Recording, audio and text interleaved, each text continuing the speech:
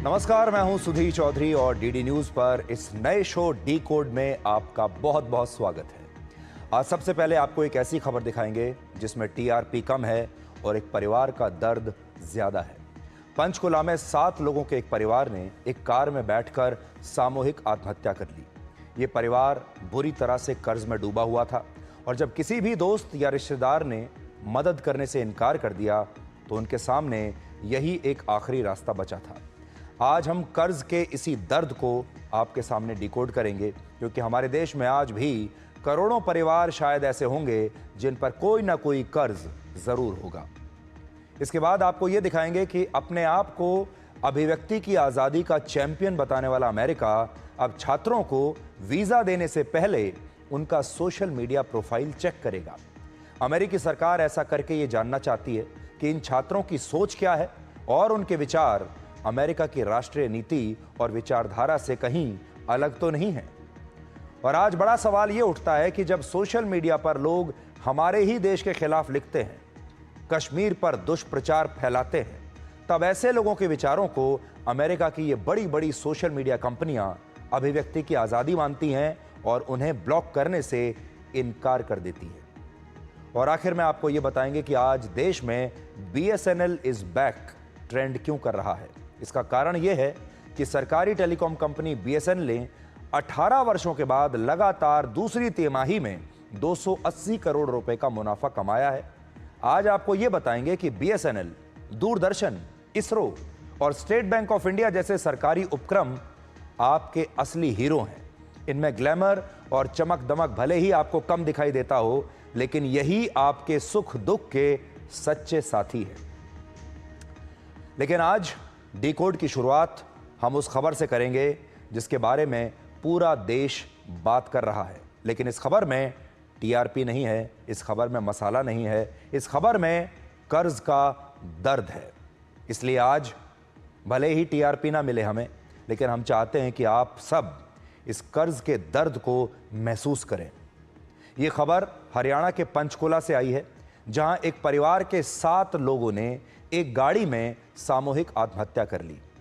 इन लोगों में 41 साल के प्रवीण मित्तल, उनकी पत्नी, 11-11 साल की 2 जुड़वा बेटियां, 14 साल का एक बेटा और फिर उनके बूढ़े माता पिता शामिल थे। ये घटना 26 मई की रात को करीब 11 बजे हुई, जब ये पूरा परिवार इस गाड़ी में बागेश्वर धाम पंडित धीरेन्द्र शास्त्री की कथा सुनकर वहां से वापस लौट रहा था। पुलिस का कहना है कि इसी दौरान परिवार के सभी लोगों ने आत्महत्या करने का फैसला लिया और एक रिहायशी इलाके में सड़क के किनारे अपनी गाड़ी खड़ी करके इन लोगों ने अपनी जान दे दी। इस घटना का पता तब चला जब पास में ही रहने वाले एक व्यक्ति ने एक शख्स को इस गाड़ी के पास फुटपाथ पर तड़पते हुए देखा और फिर उससे पूछा कि उसे क्या हुआ है। और इसके बाद इस व्यक्ति ने कहा कि उसका नाम प्रवीण मित्तल है और उसने और गाड़ी में बैठे उसके परिवार के सभी लोगों ने आत्महत्या कर ली है और वो भी कुछ देर में उनकी मृत्यु होने वाली है। इस बात को सुनकर वहां मौजूद लोग डर गए और जब उन्होंने गाड़ी को खोलकर देखा तो उसमें 6 लाशें मिली, जिनमें 3 लाशें बच्चों की थी। लोगों ने किसी तरह गाड़ी से इस परिवार को बाहर निकाला। फुटपाथ पर दर्द से तड़प रहे प्रवीण मित्तल को एम्बुलेंस से अस्पताल पहुंचाया, लेकिन इस दौरान अस्पताल में डॉक्टरों ने इस परिवार के सभी लोगों को मृत घोषित कर दिया। किसी की जान नहीं बची और कुछ लोग दावा कर रहे हैं कि यह परिवार असल में देहरादून से था, जो पंचकुला में पंडित धीरेन्द्र शास्त्री की कथा सुनने के लिए आया था और उसके बाद इन लोगों ने अपनी जान दे दी। लेकिन पुलिस के मुताबिक ये पूरा सच नहीं है। जिस गाड़ी में इस परिवार ने सामूहिक आत्महत्या की है, उसमें पुलिस को एक सुसाइड नोट मिला है और इसमें यह लिखा है कि यह परिवार कर्ज से परेशान था और किसी ने उनकी मदद नहीं की। उनके पास कोई दूसरा रास्ता नहीं बचा था और इसीलिए उन्होंने ये आत्महत्या कर ली। यहाँ पर 2 बातें बहुत महत्वपूर्ण हैं। जिस गाड़ी में ये घटना हुई, वो गाड़ी भी किसी और के नाम पर लोन लेकर खरीदी गई थी और दूसरा, ये परिवार सिर्फ कथा सुनने के लिए पंचकुला नहीं आया था, बल्कि ये काफ़ी समय से अंडरग्राउंड था और ये कर्ज कैसे इस पूरे परिवार को निगल गया, इसकी कहानी भी काफ़ी विचलित करने वाली है। हम आपको ये पूरी कहानी आज बताएंगे, लेकिन उससे पहले आप ये देखिए कि उस रात क्या हुआ था। 7 लोगों ने एक ही कार के अंदर सुसाइड किया है और उसके बाद उन लोगों का हम लोगों ने फॉरेंसिक टीम को वहां बुलाया है। सारी इन्वेस्टिगेशन हम लोगों ने किया है, उसका सोशल मीडिया अकाउंट्स, उसके बैंकिंग, उसका सीसीटीवी फुटेज, उसकी कॉल रिकॉर्ड्स, ये सारी पुलिस खंगाल रही है। एक सुसाइड नोट के ऊपर ही हम लोग प्राइमा फेसी पे हम लोगों को ये लग रहा है, उसके बाद की आगे वाली कार्रवाई बतला दी जाएगी। सुसाइड नोट में सिर्फ अभी कर्जे का है, फाइनेंस उनका ठीक नहीं था तो इस वजह से की जा रही है। मैंने देखा ध्यान से कि बच्चे और बूढ़े सब टेढ़े मेढ़े पड़े थे। मैं टेढ़े मेढ़े पड़े, मैंने कहा क्या, मैं कि चक्कर क्या जी, सबसे बताओ क्या बात है, क्या इन्हें ऐसे ही पड़े हैं। मैंने हिला के देखा बच्चे को मैंने पूरा जोड़ जोड़ के हिलाया, बच्चा हिला नहीं है। फिर मैंने कहा मगर जी आप गाड़ी से बाहर आओ। फिर जब मैंने फोन की टॉर्च जलाई, देखा वोमिटिंग करी, सबने एक दूसरे के ऊपर वोमिटिंग करी हुई थी। उसके बाद फिर मैंने कहा भैया बाहर आ जाओ मक्का जी, और मेरे को ऐसी स्मेल आई, मुझे इंट्यूशन आई कि मर गए हैं। मैंने कहा मक्का जी मर चुके हैं, बाहर आ जाओ। मैंने उनको जबरदस्ती बाहर बुलाया, उन्होंने मुझे चाबी बुला दी, वो हमारे घर के रैंप पे आगे बैठ गए, हम लोगों को पानी पिलाया। बट फिर वो क्या कहते हैं, वो कह रहे भी मैं भी थोड़ी देर मरने वाला हूँ, हमारा बैंक का खर्चा है, मैं भी थोड़ी देर मरने वाला हूँ। बस वो विदिन 5 मिनट या 10 मिनट के अंदर मर गए। तो आज की ये खबर कर्ज के दर्द पर है, इसलिए अब आप ये देखिए कि इस घटना के पीछे कर्ज को असली कारण क्यों माना जा रहा है। 41 वर्ष के प्रवीण मित्तल आज से कुछ साल पहले तक कबाड़ यानी स्क्रैप को खरीदने और बेचने का काम करते थे, जिससे उन्होंने काफी पैसा भी कमाया और उनके रिश्तेदारों में उनकी छवि एक आर्थिक रूप से समृद्ध और अमीर परिवार की बन गई। ये उनके अच्छे दिन थे। इस काम से पैसा कमाने के बाद प्रवीण मित्तल ने हिमाचल प्रदेश के बद्दी में एक फाउंड्री का काम शुरू किया, जिसमें लोहे, एल्यूमिनियम और पीतल जैसी धातुओं को पिघलाकर उन्हें दूसरे रूप में इस्तेमाल किया जाता था। प्रवीण मित्तल को लगता था कि यह काम उनके पुराने स्क्रैप के बिजनेस से ही जुड़ा हुआ है, इसलिए इसमें इन्हें कामयाबी भी मिलेगी और उनका यह नया बिजनेस पहले की तरह चल जाएगा। और इसके लिए उन्होंने बैंकों से लाखों रुपए का लोन ले लिया, इन सारे पैसों को इस नए काम में इन्वेस्ट कर दिया। लेकिन जब उनका यह नया बिजनेस चला नहीं, जब इसमें घाटा होने लगा और वो बैंक का लोन नहीं चुका पाए, तो उनकी आर्थिक हालत काफ़ी ख़राब हो गई और उनकी फैक्ट्री, मकान और ज़मीन सब कुछ गिरवी हो गया।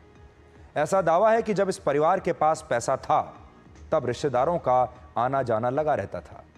हर आदमी दोस्ती करना चाहता था। इसलिए इसमें सीख क्या है, जब आपके अच्छे दिन होते हैं, जब आपके पास पैसा होता है, बिजनेस चल रहा होता है, तो रिश्तेदार हर रोज़ आपके घर आना जाना चाहते हैं। रिश्तेदार रिश्तेदारियां निभाना चाहते हैं। आपके दोस्त लगातार आपके आसपास बने रहते हैं। हर व्यक्ति आपसे दोस्ती करना चाहता है। इनके साथ भी यही हो रहा था। लेकिन जब गरीबी आई, आर्थिक हालत खराब हो गई, तो इन्हीं रिश्तेदारों ने फोन उठाना बंद कर दिया। यही दोस्त छोड़कर चले गए। हालांकि प्रवीण मित्तल ने अपना घर चलाने के लिए देहरादून में ही एक नया बिजनेस शुरू किया और इस बार यह बिजनेस था टूर एंड ट्रेवल्स का, और वो खुद भी एक टैक्सी चलाने लगे। इस वक्त तक उन पर कर्जा इतना ज्यादा हो चुका था कि उनके लिए लेनदारों को जवाब देना मुश्किल हो रहा था, और इन्हीं सवालों से बचने के लिए ये परिवार किसी तरह छिपते छिपाते पंचकुला आ गया। और यहाँ वो इसलिए आया क्योंकि पंचकुला में ये परिवार पहले भी रह चुका था। पंचकुला के बारे में ये लोग जानते थे और इसलिए देहरादून छोड़कर चुपचाप पंचकुला आ गए। और बाद में इसी पंचकुला में इस परिवार ने ये सामूहिक आत्महत्या कर ली।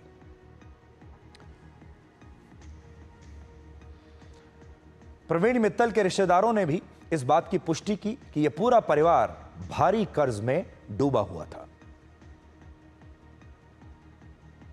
कर्जा तब तक होता है जब तक अपने पास कुछ है देने को कुछ।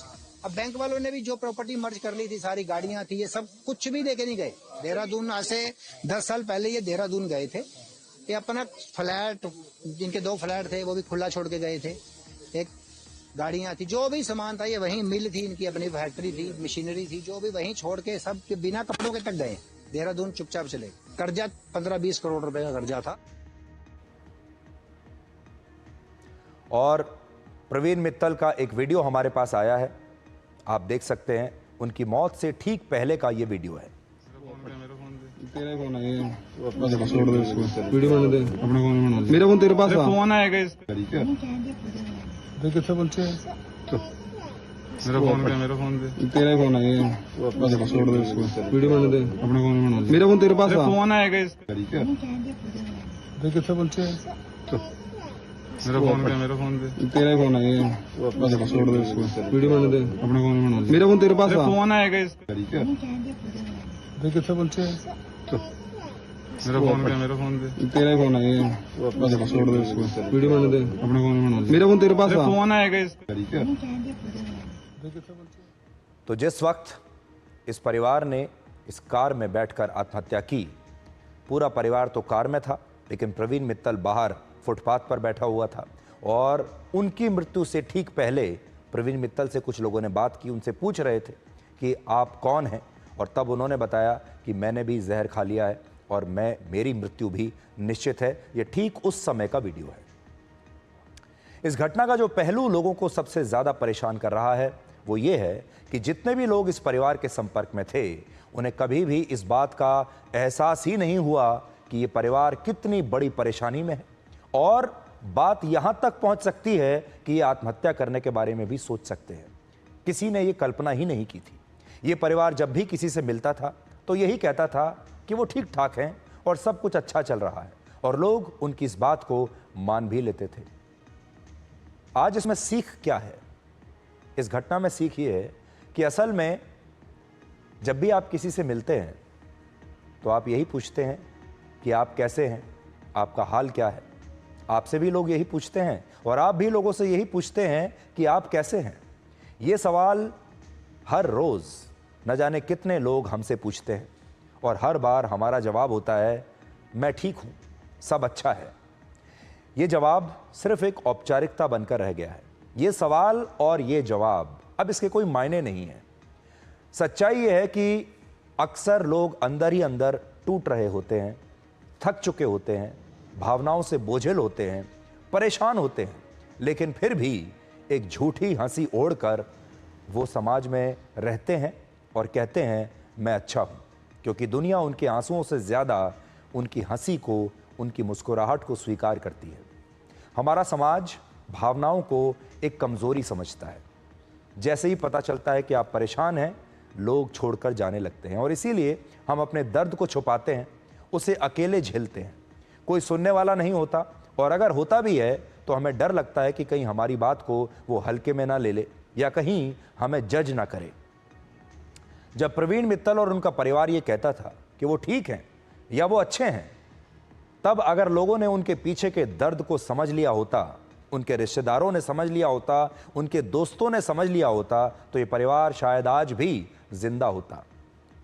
ये माना कि परेशानियां बहुत थी, कर्ज में डूबे हुए थे, लेकिन इस दुनिया में ऐसी कौन सी परेशानी है, ऐसी कौन सी समस्या है जिसका हल नहीं हो सकता। आज हमें ऐसे समाज की आवश्यकता है जहां कैसे हो का जवाब ईमानदारी से दिया जा सके, जहां भावनाओं को दबाया ना जाए बल्कि सुना जाए, समझा जाए, क्योंकि कभी कभी सिर्फ किसी का सच्चे मन से पूछा गया एक सवाल और उसे धैर्य से सुनना किसी के टूटते मन को जोड़ सकता है। तो अगली बार जब कोई आपसे कहे कि मैं बिल्कुल ठीक हूं, तो एक पल ठहर कर उसकी आंखों में ज़रूर झांकिए, क्योंकि हो सकता है कि वहां शायद एक आवाज़ दबी हुई हो जो कहना चाहती हो कि मैं असल में ठीक नहीं हूं, और मैं चाहता हूं कि कोई मुझे वाकई में एक बार सुन ले। आज हम कर्ज के इस दर्द को भी डिकोड करना चाहते हैं, क्योंकि हमारे देश में आज भी करोड़ों परिवार ऐसे जरूर होंगे जिन पर कोई ना कोई कर्ज जरूर होगा। भारत में कुल मिलाकर 29 करोड़ के आसपास परिवार हैं जिन पर 18,79,000 करोड़ रुपए का कर्ज है। यानी भारत में औसतन हर परिवार पर 64,000 रुपए का कर्ज है। एनसीआरबी के मुताबिक वर्ष 2022 में 7,034 लोगों ने इसी आर्थिक तंगी और कर्ज की वजह से आत्महत्या की थी, और इनमें भी 91% पुरुष थे। इसके अलावा कर्ज और उधार के कारण सबसे ज्यादा डिप्रेशन भी पुरुषों को ही होता है, और हमारे देश में जब कोई परिवार कर्ज में डूबा होता है तो वो कर्ज पूरे परिवार को चैन से नहीं रहने देता, लेकिन उसकी सबसे बड़ी जिम्मेदारी पुरुष के ऊपर होती है। आज से कुछ दशक पहले तक जब हमारे देश में किसी आम परिवार पर कर्जा होता था तो वो परिवार कहता था कि हम एक रोटी कम खा लेंगे, लेकिन कर्ज के पैसे को पहले हम चुकाएंगे। कर्ज के पैसे से ऐशो आराम नहीं खरीदेंगे, चाहे थोड़ी गरीबी में जी लेंगे। तब कर्ज लेना, उधार लेना बुरी बात मानी जाती थी और उस वक्त समाज में अपनी समस्याओं का समाधान लोग खोजा करते थे। लेकिन इस डिजिटल युग में ऐसी समस्याओं का समाधान आत्महत्या को मान लिया जाता है और कुछ लोग ये सोचने लगते हैं कि अगर कर्ज नहीं चुका पाए तो मरना ही बेहतर है। लोग इसे अपनी इज्जत से जोड़ लेते हैं, जबकि आत्महत्या इसका समाधान नहीं हो सकता। क्या आपने कभी सोचा है कि इस देश में बहुत सारे ऐसे अमीर और प्रभावशाली लोग हैं जो बैंकों का सैकड़ों हजारों करोड़ रुपए का पैसा लेकर लोन लेने के बाद भी उसे लौटा नहीं पा रहे? कितने सारे आपको ऐसे लोग मिलेंगे जिनके पास सैकड़ों और हजारों करोड़ों रुपए का उनके सिर पर लोन है, लेकिन वो इस तरह का कदम कभी नहीं उठाते, या उनकी संपत्ति गिरवी होने के बाद भी उन्हें इसका उतना तनाव नहीं होता जितना एक मिडिल क्लास का परिवार, जितना एक लोअर मिडिल क्लास का परिवार इसका स्ट्रेस और इसका तनाव ले लेता है।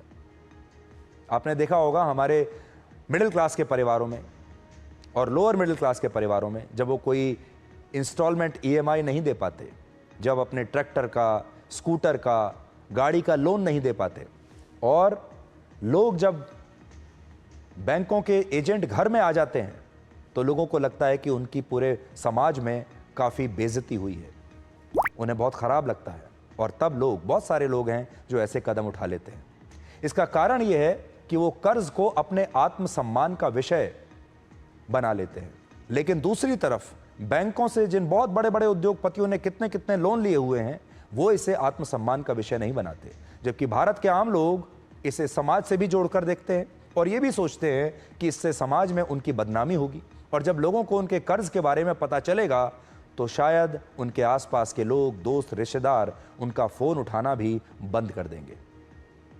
आज हमारे देश में कर्ज तो वही है, लेकिन इसके नाम और इसके रूप बदल गए हैं। अब ये कर्ज कुछ लोगों के लिए लोन कहलाता है, कुछ लोगों के लिए डेट कहलाता है, या जब कोई गाड़ी या मोटरसाइकिल खरीदता है तो वो कहता है कि उसने ये गाड़ी फाइनेंस कराई है, फाइनेंस पर ली है। और अब कर्ज को हमने ईएमआई और इंस्टॉलमेंट का नाम और रूप दे दिया है। आज जब हम कहते हैं कि हम ईएमआई देते हैं, इंस्टॉलमेंट देते हैं, ये गाड़ी हमने फाइनेंस करवाई है, तो कहने में शायद अच्छा लगता है। आज हम ये कहना चाहते हैं कि अगर किसी परिवार पर कोई कर्ज है तो वो इसके बारे में ज़रूर बात करें। अगर उनकी कोई मदद नहीं करता तो इसे अपने आत्मसम्मान से ना जोड़े और यही सोचें कि वो इस कर्ज को उतारने के लिए और ज़्यादा मेहनत करेंगे और ज़्यादा परिश्रम करेंगे। लेकिन इसके लिए आत्महत्या करना तो कहीं से भी उचित नहीं है। तो आज ये जो हमारा विश्लेषण था, ये हमारे देश के हर परिवार के लिए है, हर मिडिल क्लास परिवार के लिए, हर लोअर मिडिल क्लास परिवार के लिए, हर गरीब परिवार के लिए है। कर्ज अपने रूप लगातार बदलता जा रहा है। जब हमारा देश आज़ाद हुआ था तब गांव में जो ज़मींदार हुआ करता था उससे लोग कर्जा लेते थे, और उसके बाद जो हमारे गरीब किसान थे उनका शोषण होता था। धीरे धीरे जो कर्ज हैं ये ईएमआई बन गए, ये डेट बन गए, ये लोन बन गए, ये इंस्टॉलमेंट बन गए।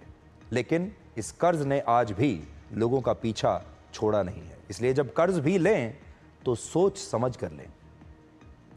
हमारा अगला विश्लेषण भी असल में इसी कर्ज से जुड़ा हुआ है, और कर्ज सिर्फ आम लोग या उद्योगपति नहीं लेते, कर्ज सिर्फ बैंकों से नहीं लिया जाता, कर्ज देश भी लेते हैं।